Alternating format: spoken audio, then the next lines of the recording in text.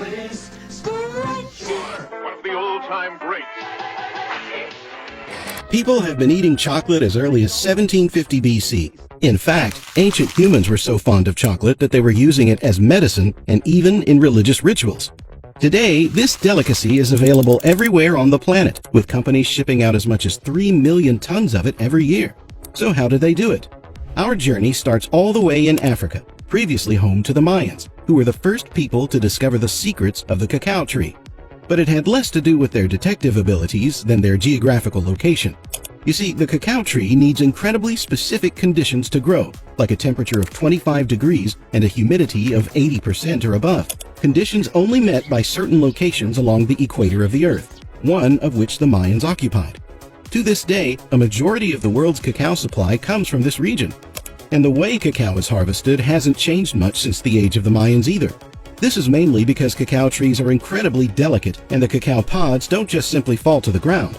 For this reason, they're cut off manually, one by one. This can be grueling work, and it doesn't get much easier later on, because the beans need to be taken out manually as well. This means each worker has to sit down and channel their inner fruit ninja to secure the beans, which at this point are covered by a sticky white pulp. If you think that doesn't look anything like chocolate, you'd be right. The cacao beans have yet to go through a crucial process to their look and smell. The beans and the pulp are placed in special fermentation boxes covered by banana leaves, where they're kept for 3 to 9 days.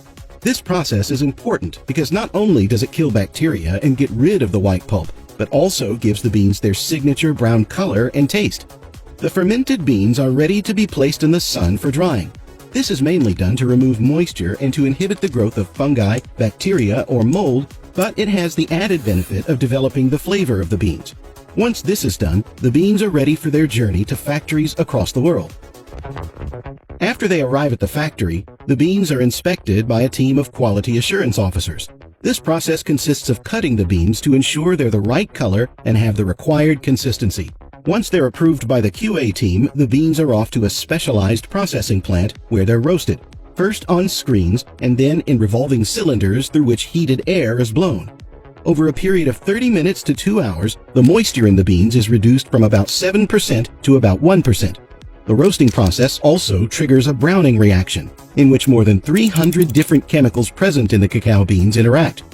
The beans now begin to develop the rich flavor we associate with chocolate. Now that the roasting is done, the cacao meat or nib should separate easily from the shell, which is called the husk. Industries do this in a machine called the winnower. Inside the machine, vibrating shelves separate the nibs from the husks, which are then blown away by a fan, leaving the precious nibs ready for the next stage. The nibs are then ground into a deep, dark brown paste. And this is where things begin to really kick into gear.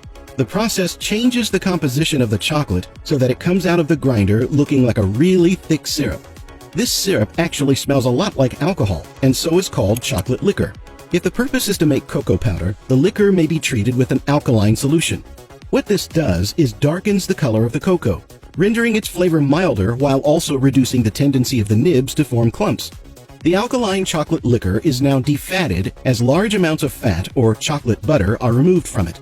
The resulting solid material, commonly called press cake, is then broken, chopped, or crushed before being sifted to produce cocoa powder. You remember the removed cocoa butter from before? Well, it's not a throwaway item, but a crucial component in creating chocolate candy. It's mixed with chocolate liquor in a process called conching, which gives the chocolate its smooth texture and consistency. Other items, like powdered milk, sugar, or vanilla, may be added depending on the type of chocolate that's being made.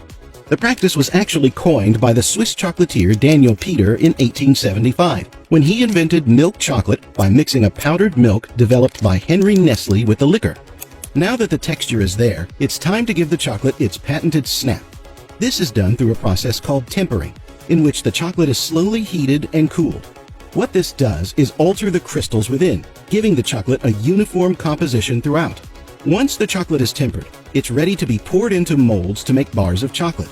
A final check is done to ensure there are no air bubbles and the chocolate is pristine. It's then wrapped in foil or paper packaging to keep it fresh.